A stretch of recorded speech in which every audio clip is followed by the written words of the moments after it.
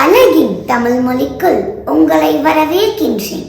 ஒரு மனிதனோட சாமர்த்தியம் அப்படின்றது அவங்க இருக்கிற இடம், சூழ்நிலை மற்றும் தன்னுடைய சிந்தனையை அவங்க வெளிப்படுத்தி வடிவமைக்கிற விதத்துல தான் இருக்கு.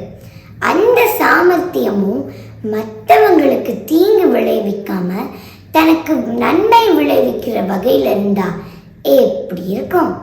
அதை பத்தின ஒரு கதை தான் இது. கதைக்குள்ள போலாமா? கதை சொல்றது என் பொறுப்பு, காட்சிப்படுத்துறது உங்க பொறுப்பு. அருவி அப்படின்னு ஒரு பொண்ணு இருக்கா. குடும்ப சூழ்நிலைகள் காரணமா வெளிநாட்டுக்கு போய் வேலை பார்க்குறா. ஒரு நாள் அலைபேசியில அவளுக்கு ஒரு அழைப்பு வருது. அதுல தான் தந்தையின் உடல்நிலை மோசமா இருக்கிறதாகவும் அறுவை சிகிச்சை செய்யறதுக்காக 3 லட்சம் ரூபாய் தேவைப்படுது அப்படின்ட்டு சொல்றாங்க. இதை கேட்ட அவ ரொம்ப சோகமா தந்தையை பார்க்க தான் சொந்த ஊருக்கு கப்பல்ல பயணிக்கிறா.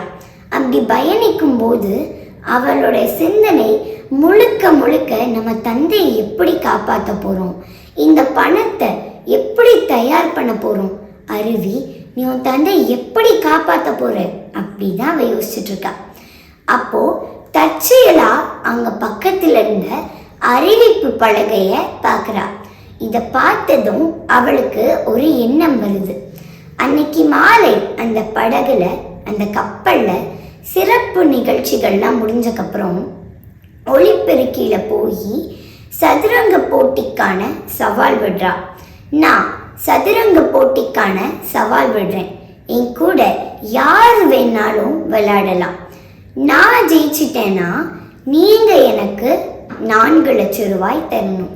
ஒருவேளை நீங்க ஜெயிச்சிட்டீங்கன்னா நான் உங்களுக்கு 4 லட்சம் ரூபாய் தருவேன். அப்புறம் இந்த சவால் என்னுடைய தந்தையை காப்பாத்துறதுக்காக அப்படின்ட்டு சொல்ற. இதை கேட்ட அங்க இருந்த மக்கள் எல்லாம் வியந்து போறாங்க. ஏன்னா அந்த கப்பல்ல தான் சதுரங்க போட்டியில உலக அளவுல ஜெயிச்ச முதல் மற்றும் 2ஆம் நபர் இருக்கிறாங்க. ஆனா அருவியோட முகத்துல எந்த சலனமுமே இல்லை. அவங்க நாங்க வரோம் அப்படின்னு சொல்லிட்டு அருவி கூட சவாலுக்கு வர்றா. அதுக்கு அருவி ஒரு நிபந்தனைய வைக்கிறா. நான் உங்க 2 பேர் கூடயும் ஒரே நேரத்துல தனித்தனி அறையில சதுரங்கம் விளையாடுவேன் அப்படின்னு சொல்றா. அதுக்கு அவங்களும் ஒத்துக்கிறாங்க. முதல் நபர்கிட்ட நீங்க ஆரம்பிங்க அப்படின்னு சொல்றா.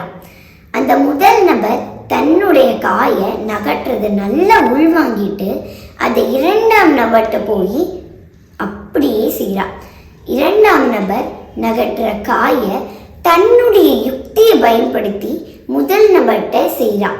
அப்புறம் முதல் நபர் நகற்ற 2ஆம் காயை 2ஆம் நபர்கிட்ட செயல்படுத்துறா. 2ஆம் நபர் நகற்ற 2ஆம் காயை முதல் நபர்கிட்ட செயல்படுத்துறா. இப்படியே மாற்றி மாற்றி செய்யறான். இப்போ உங்க எல்லாருக்கும் ஒன்று புரிஞ்சிருக்கும். அருவி விளையாட்டுக்காக சவால் விடல, தான் தந்தைக்காக சவால் விட்டுருக்கா. அது மட்டும் இல்லை, அவளுக்கு சதுரங்கம் விளையாடவே தெரியாது. அங்க விளையாண்டது அவங்க 2 பேரும் தான். ஆனா தன்னுடைய சாமர்த்தியத்தனத்தை பயன்படுத்தி இப்படி ஒரு சிந்தனைய அவளுக்குள்ள அவ விதைச்சிருக்கா. இது நம்மளுக்கு மட்டும் இல்லை, அங்க இருந்த அத்தனை பேருக்கும் புரிஞ்சிருச்சு. கடைசியில போட்டி சமமாச்சு. அந்த சதுரங்க வீரர்கள் கிட்ட உண்மையும் சொல்றா.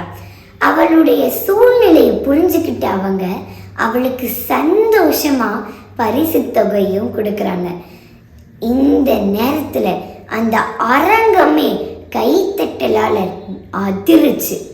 அந்த மகள் தான் தந்தையும் காப்பாத்திட்டா. பிரச்சனை அப்படின்றது எல்லாருக்குமே வரும். அந்த நேரத்துல அவங்க உதவி செஞ்சிட மாட்டாங்களா, இவங்க உதவி செஞ்சிட மாட்டாங்களா அப்படின்னு தத்தளிக்கிறோம். உதவி செய்யலைன்னா வெறுப்பு காட்டுறோம்.